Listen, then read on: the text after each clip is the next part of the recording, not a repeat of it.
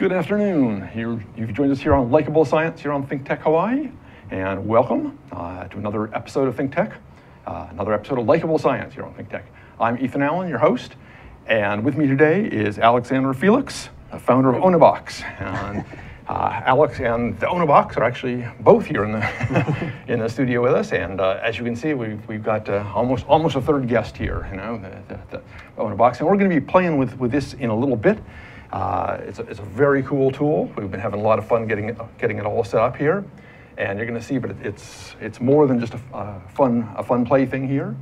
But before we jump on into that, I was going to take just a moment and do a little follow-up.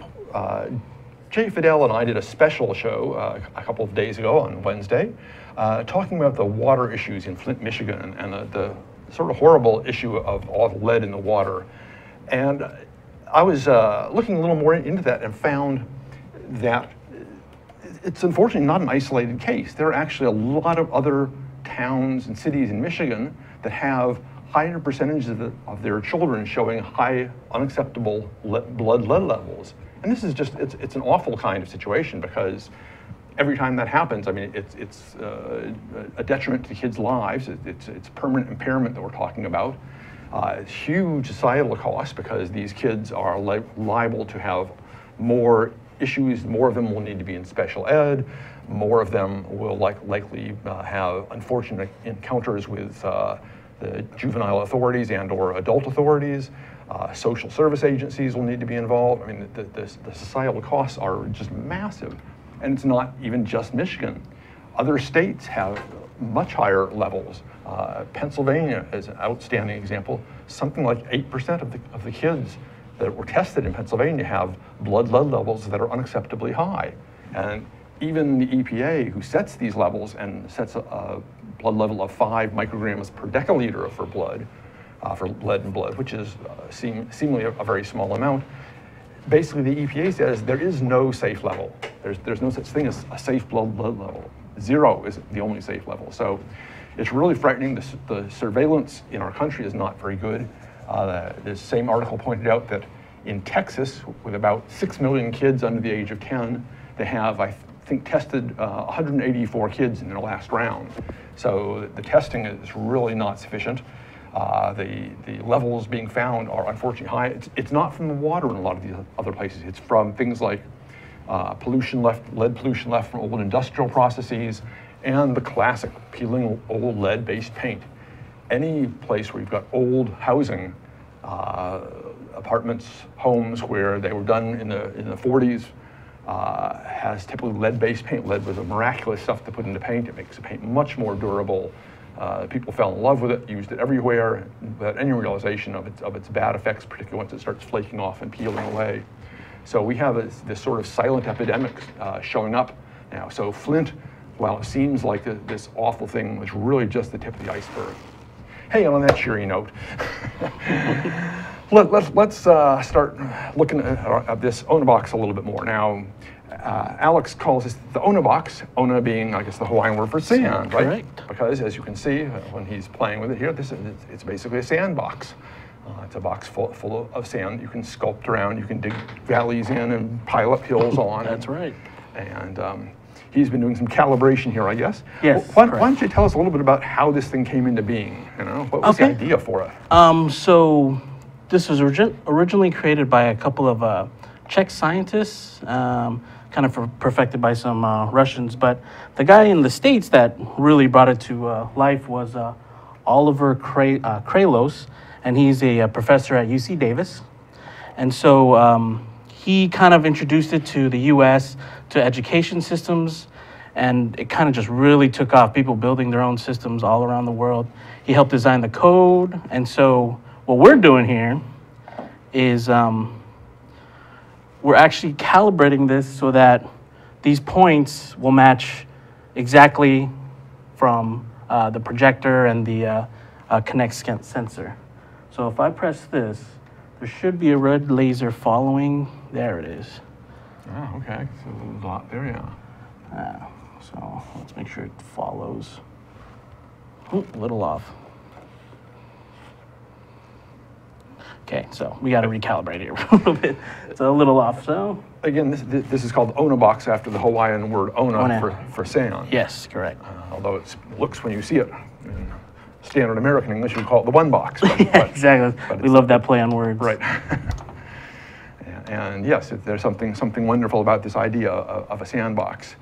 And it's very appropriate that it's a sandbox because, of course, this is really a tool for educating people about geology and hydrology, the sand and the ground under our feet, and how water particularly flows in and on the land, right? Correct. Yeah. That is correct. So, how did you connect with this?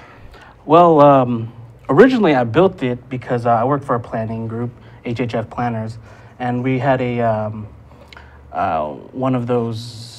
What are they called? The HCPO, Hawaii Conference for Planning Organization, or something like that. And we decided, hey, since our company has a booth, let's just build one and kind of show it off. And so we did build one. It was one of the major hits of the show. And so we're like, okay. I built it myself, built it in the garage. All right. And so then a couple of teachers came up to me and asked, like, hey, would you like to build one for us? I was like, I guess. I mean, you guys can build your own here. You can go to this website. But it's just, if you don't have the technical knowledge behind like computers and lasers, then you get kind of lost. And so that's where we come in and say, hey, yeah, we'll build it for you. We're not asking much. We think it's a cool thing. We show it to a couple of schools for free. It's been to, Kalihi, a couple of schools in Kalihi. It's been to a couple of schools in Kailua, and it's always been a hit. So, it's always fun to share it, especially with the children. Yeah. Well, I can see why. I'm already deeply intrigued by it. Haven't yet gotten my hands wet, as it were. Yeah, exactly. Should be ready to go soon. So what's the basic? What are the sort of basic component parts? What's going on in this thing? So the parts are used from really, I wouldn't say household, but like office supplies and actually video game consoles. Okay. We have an Xbox 360 scanner, which actually measures the heights using lasers of the sand. Okay. Then we have a projector, which is any projector, but this is actually a short throw projector. So at a shorter distance, it throws a wider picture. Okay. And so that helps us, just because we don't have to have a huge, massive pole. Sure. Right. And then we have the computer, which is probably the more customized part. Right, the software in the computer. Yeah, the software. It's pretty robust. It's really connecting, as it were, the Xbox. Correct. And it links the two. Right. It reprojects the two, and to make sure it aligns the two. So all these work in tangent to create this OneBox. And a couple more points here. Okay. And this, you actually built us, I guess, a special small portable version. Exactly, yeah. The real version is 30 inch by 40 inch. This is about 20 by 27. Okay, yeah, 30 by 40 would be big and awkward to get in the studio. Right, for sure. exactly. And this was enough of a challenge. Yeah, but we definitely appreciate the opportunity to show it off a lot more. Appreciate the opportunity. There we are. Okay, so we are ready to roll. All right, excellent. Okay. So then give us the basic idea. What is this showing? Okay, so we are showing. Let me get it up and running here.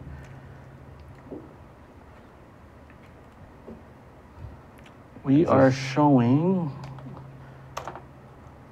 Okay. Landforms. Landforms, water. Okay. Now, we just color it so that it looks like landforms, but in reality, it is just measuring distance and applying colors to these distances. Sure.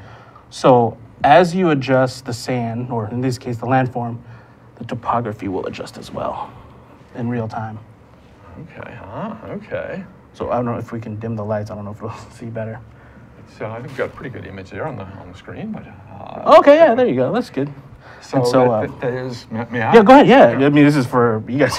Feel free to play and adjust. I start digging out. Correct. I'm digging essentially a fjord or a bay here, right? I'm digging into this land, or creating. If I pile up a little more sand here, I begin. Look, an island is appearing. Correct. Yeah. Very neat. Here, I will really quickly just lower the zero so there's not so much water going on. Okay. A lot of this. We're having a sea level change. Yeah, here. we're changing the sea level. This is what we often Playing talk God. about here is sea level rise, and I think you're going to do a sea level fall in this case to give us a little more land, but that's cool. But I can already see then. So here we go. Yes, now there's a whole lot more land. So There we go.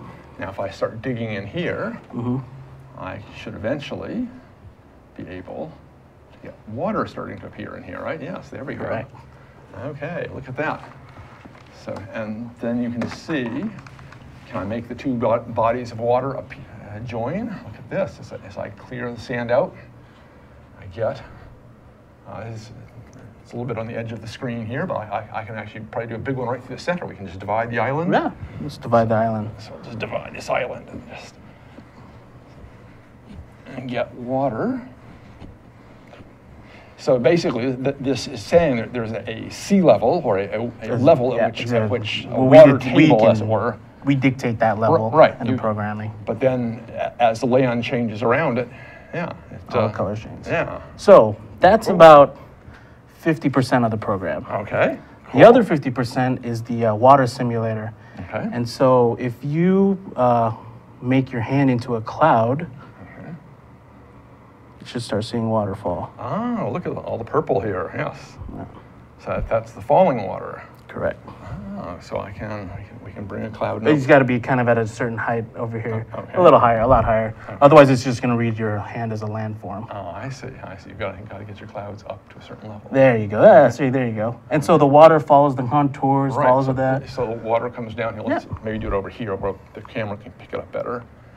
Kind of just find that sweet spot. So at some point, we should be able to get the camera having the water flow here. Down this slope. I'm trying to get it to flow down this slope. Oh, let's see. You're probably more of an expert here. There we go. You can kind of see. There we go. Now. All right. Yeah. All right. It begins to flow. Right. Okay. Yeah. So I guess to show the audience, let's build a pool or a lake. Or I don't want to get sand all over the place, but so. Okay, there you go. Okay. There's some water in there. All right, we'll start filling it up, huh? Yeah. And what we're doing is just simulating a cloud, which will simulate the water. You can see that the water is reflected in the sand. And so, now we can simulate a dam burst. And the water will flow. Wow, all right. That's very neat. That's very neat. So the water is, it is live with the landscape, so to speak. Yeah. No, that's great. This is exactly what happened in the mainland U.S. With the Cascade Mountains were holding a huge inland sea, and it catastrophically failed at one point and shot a plume of water, just like what's happening there, out across down what's now the Columbia Valley. Throwing, it was apparently a massive event. It threw house-sized boulders, rolling them around. It backed up 100 miles up the Willamette River, actually. Yeah, it was. Well, you can simulate that in here. That's very cool. Huh? Yeah. Absolutely neat. So yes, let's repair that breach. Oops, and make it rain some more. Yeah. Once you get the high level, you kind of get used to it. It's pretty cool. And there are controls in where we can actually just flood the whole thing. All right. And then we can also drain. So right now we're draining the water. But it's really an educational tool to teach students, and not just students, but anybody who wants to play with sand, right? It's a very basic childish thing, but it also calms people a lot. I hear that a lot. But it teaches about geography, geology, and I don't know if the camera can pick it up, but there are actually contour lines on the sand itself. I was going to say it's green near the water, and then it gets to be sort of yellowish and then almost reddish as you get to higher and higher points. When in a very dark room, you can see contour lines which represent 1 centimeter increments in real time, because that's what the Kinect is measuring right now. So in fact, it's actually a hypsometric tint. Geographic terms, kind of map. It's a height elevation map. Right, exactly. This is what we always see on sort of Exactly, topo maps. it's about topo yeah, maps. Yeah, right. Huh, well, that's amazing. It's quite good. And yeah, the beauty of it, of course, is that it lets people who have a more of a sort of a kinesthetic mode really experience this. But so I guess I don't quite understand. So your sand over here is much lower than your sand here, and yet they both have water in them. Correct. So we poured water in there, and it will hold that water in there. Okay, so and we can keep pouring presumably more water in there. Right. It'll fill it up more. It'll fill up, and then it'll overflow eventually, at some point, huh? and it'll go to the lower portions. Okay. So you can simulate low-E, low-E ponds where the water subsides and goes through each pond, and then returns back to the to the river, and that's basically it. I mean, this is like kind of the basics of the OneBox. Yeah. It is simulates the land, simulates water, and there are multiple uses that people have found for it. Obviously, one of geography, hydrology, a lot of the earth sciences. It's very intriguing. I think my co-author and co-investigator in my Water for Life project is a hydrologist / geologist by training, and he'd be very excited. I'm going to have to put him on for this show. There's a specific equation that the water uses too that replicates. I forget the name of it. I can give it to you later, but it does have scientific principles associated with the water flow. And yeah, the water is interactive. So if you brush it, it'll flow. I mean, it'll pretend like you brush it. If you pretend like your hand's a fist, it'll push the water out. Oh, okay. You just displaced all the water out of the lake. Exactly. Here. Okay. I'll make it rain some and refill our pond. Yeah. So if your hand turns white, it's just considering it as part of the landscape and not a cloud. So you kind of high enough up. Yeah, exactly. So it doesn't allow low-level clouds. Okay. Right. But that's wonderful. No, I don't know if you can see, but on the screen it'll reflect everything that's going on. Okay. Yeah. So we like to have this displayed along so that people can understand what's going on. Beautiful. Beautiful. And honestly, people get lost in this just playing with it. Sure. No. At the schools that they were allowing me to try and implement a learning kind of outline tool. But once kids kind of get into it, you can guide them a little, but it's more of like they're ignoring you. They're playing. They're playing, but you can try and guide as much as possible. And I want to do this too, and we're going to do this some more here. We're going to come right back after a short break, but right now we need to jump out. You're watching us here on Likeable Science. I'm your host, Ethan Allen, Alex Felix, and the amazing OneBox here. We'll be right back. Thank you. Here's the deal. I'm Jay Fidel. I'm the host of Hawaii, the State of Clean Energy, which is the Energy Policy Forum's program on Wednesday. That's how we call Wednesday Energy Wednesday. We call it Energy Wednesday every Wednesday. Are you surprised? Okay, and we get guys like Jim Alberts here from Hawaiian Electric who can tell us what's really going on in energy. We want to be informed. It's so important. It's the most important initiative in our state. Clean energy is major, okay? And that's why we cover it on this show. That's the deal. What do you think, Sharon? I think that's great. That's why we're here every Wednesday from 4 to 5, and we hope you all join us so we can hear people like Jim coming on our show and co-host Ray Starley from Hawaii Energy. Okay, Jim, you've been here today. You've seen this. You heard what she said. What do you think? I think it's a tremendous opportunity for people to come together and talk about the issues. Oftentimes there isn't a good forum to bring these key issues out into the public, and this is a tremendous way to go about it. And the activity of this show is essential to keep talking about energy because, as you said, it's such an essential part of our lives that we need to pay attention to it and we need to think about the future. Okay, Ray, your turn. Well, this is a special time in the history of Hawaii where we're making some pretty radical changes in the way we use energy and generate energy. And this show is the one place you can count on coming to every Wednesday and hearing something about the latest issues that are on the table, being discussed, that will affect us all going forward. So come join us, and if you have some ideas you want to share with us about energy, give us a call and let us know. We'll put you up here and let you talk for an hour. So come see us. Thanks, Ray. Thanks, Sharon. Thanks, Jim. It's great to be, from ThinkTech's point of view, it's great to have this show. We love the show. It's our most important show. So come around and listen to us 4 to 5 on Wednesday. Thanks a lot. Bye. Aloha. Aloha.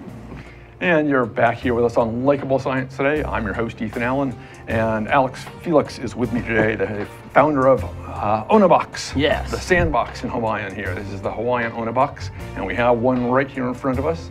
An amazing tool, very interactive, very fun, very simple, but incredibly powerful lessons about hydrology, geology, letting you really understand about water flow.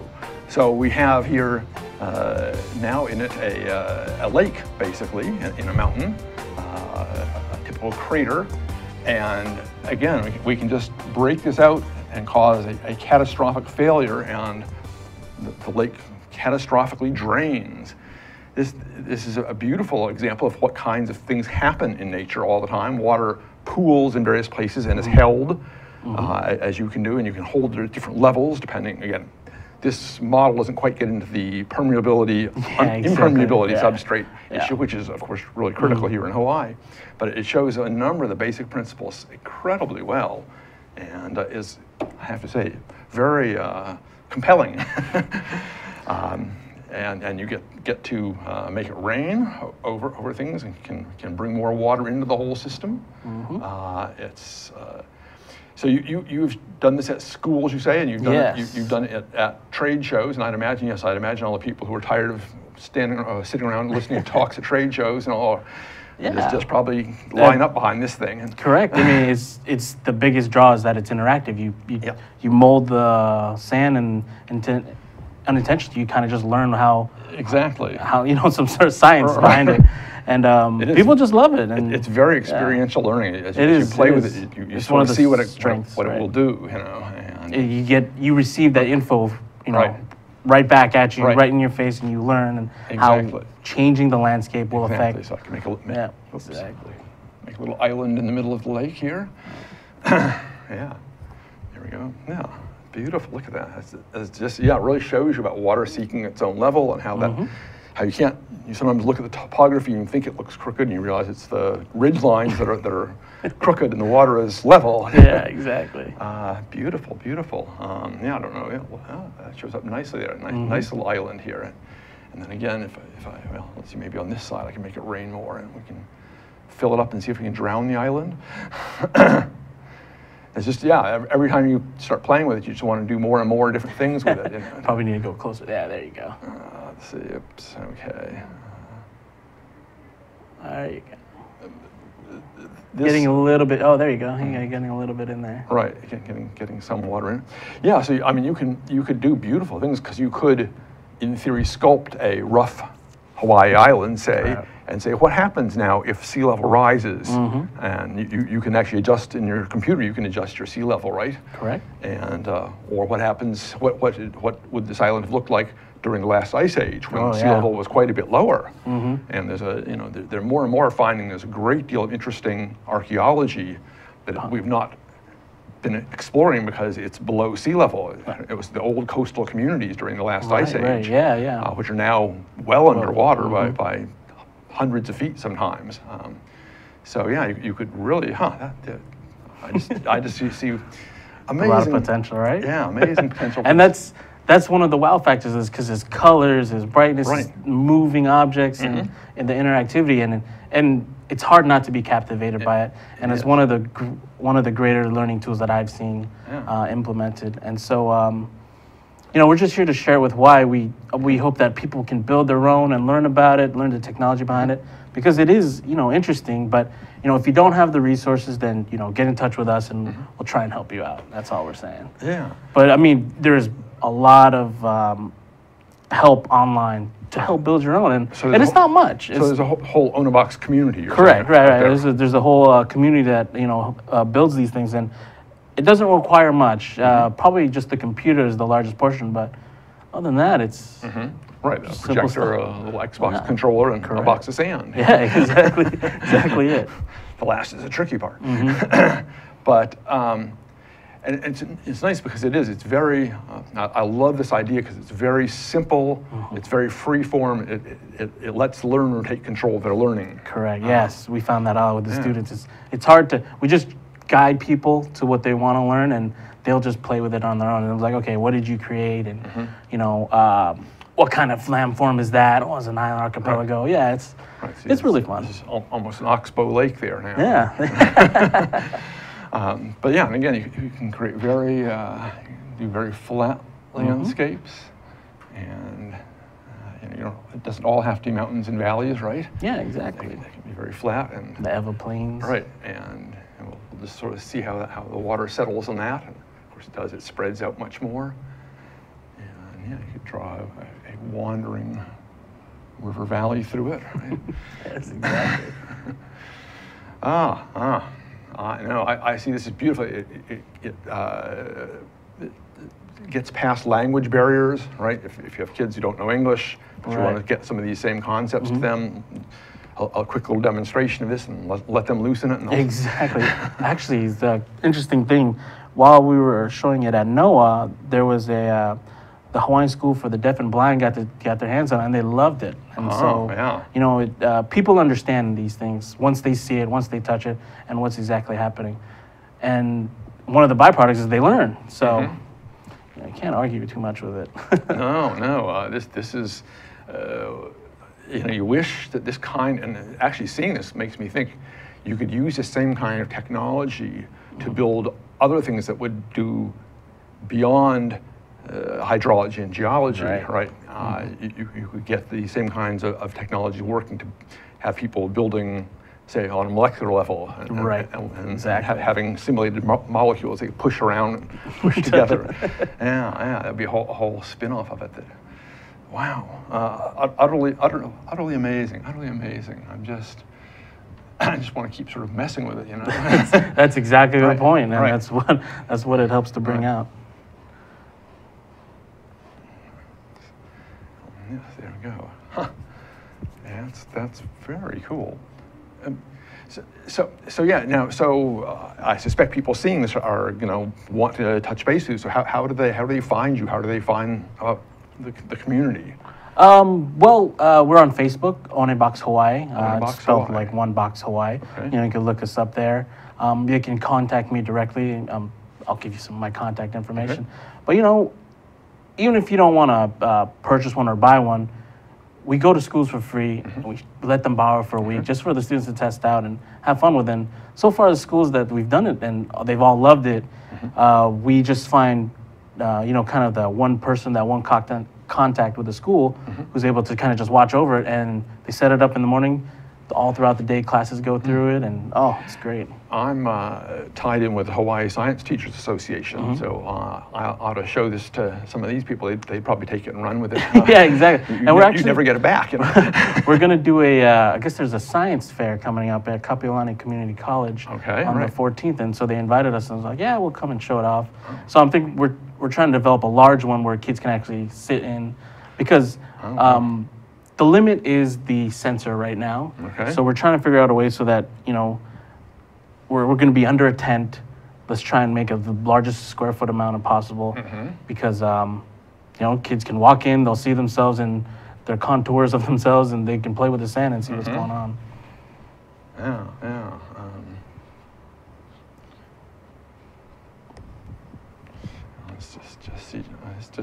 I just keep wanting to try different things with it here. Exactly. See what we can do. That's what the whole point. Right. You're supposed to have fun and learn at the same time, right? It's the best way people learn. Exactly. Okay. So here's this top lake is beginning to fill up here. Yep, you're getting it. There we go. Look at that. And it's just Yeah. And also I want to explain that one of our other goals is trying to get it to more cultural things. So like I mentioned before, the low-E ponds. Right. And there's actually a way where we can, we're trying to present animations that kind of show like the cultural way of how the Hawaiian Islands were formed. And so that kids can build it and like, okay, then it'll get you through that part of the story. And so we really want to tag this in with Hawaii, because this is nothing like new or anything, but this is something that we want to just make specific, or not make Right, specific. so for these are Hawaii. ahupua'a that I just Exactly, created yeah. here, right? You learn about ahupua'as, Right. or learn about the ahupua'a you're in and where Right. your water drains Right, and to you which see how- body of how it water. goes down, typically spreads out at the bottom. Yeah, that's just. And you see, ahupua'a need water from above. They, Yeah, they exactly. need to be fed. If So, they you aren't- know, we want the kids replicate your ahupua'a and then tell me which body of water does the rain Right. drain into. Like, Exactly. oh, okay. And Exactly. kids will learn. I mean, Right, it's, yeah. it's hard not to learn. Oh, yeah. You learn unintentionally. Right. That's super amazing. I don't know. We're probably going to have to leave it here for Nick and Zuri to play with afterwards.